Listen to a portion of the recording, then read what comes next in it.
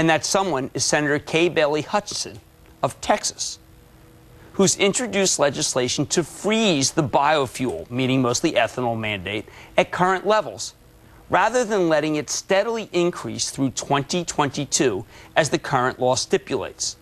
Something that would be disastrous for the American people, given how bad the current smaller mandate has already been. Senator Hutchison is a mad money kind of politician, someone who's in favor of offshore drilling and nukes and not against solar or wind, and knows we need true energy independence, just like us. And she's opposed to the horrible crucify mankind upon a cross of ethanol policy that we hate.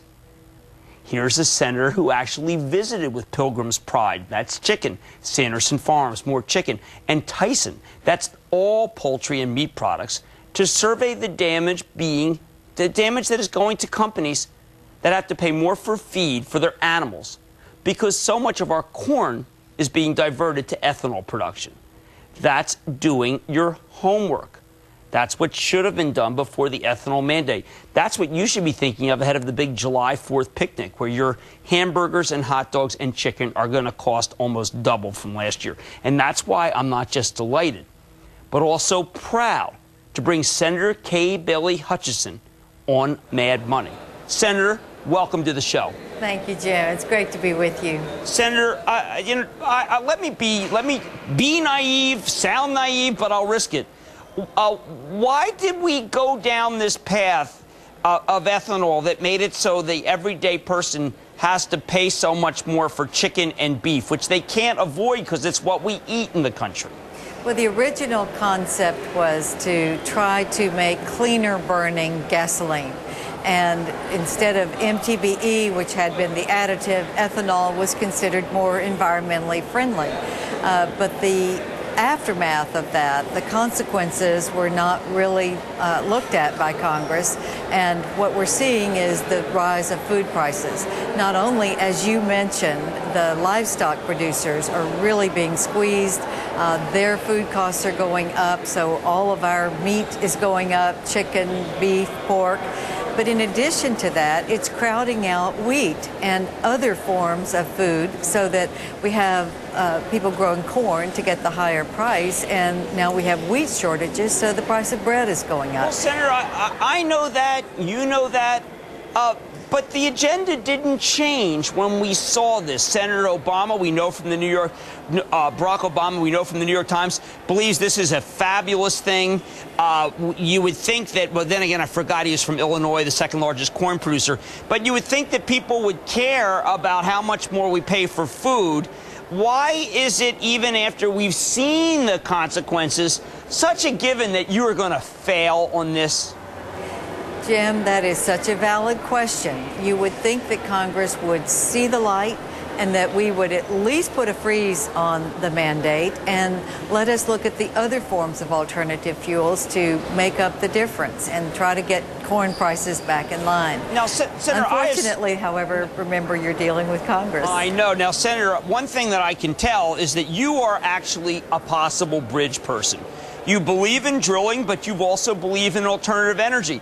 Is there any chance in the vast scheme of things where the big environmentalists could come together with the people who understand energy self-sufficiency and clean drilling, which is what we talk about every night on the show, and recognize that everybody has to give up a little something, but that we get to where we have to faster on energy independence, and we work together as a nation rather than just hate each other? Jim, there should be a way that we could have a balanced plan. I do believe that the environmentalists are beginning to see that it takes more out of our environment to produce ethanol, and I think that is beginning to be an established concept. My hopes. And my hope. I do believe that if everybody would sit down and say, look, nobody wants to hurt the environment, and fossil burning fuels, maybe in 15, 20, 25 years, we won't need those. But right now, in the short term, we do. We've got to get these prices of gasoline down at the pump. We've got to get food prices down to help American families and small businesses. So why don't we have a short-term and a long-term strategy? And why don't we have clean burning gasoline, do everything we can with expanded refineries to bring the price down right now. But in the long term, we, after the transition, would go towards solar, nuclear, Absolutely. Wind energy. There are many other forms of energy that we're on the cusp of getting to. All right, Senator, let me ask you one last question, because you're from Texas, you know, because some of the companies are located there.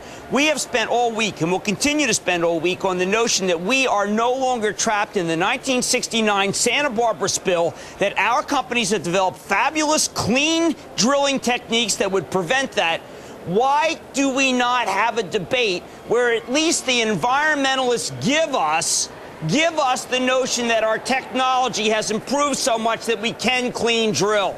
Once again, you're right on target. I have said it looks like the environmentalist community went to sleep in 1950 and haven't waked up yet.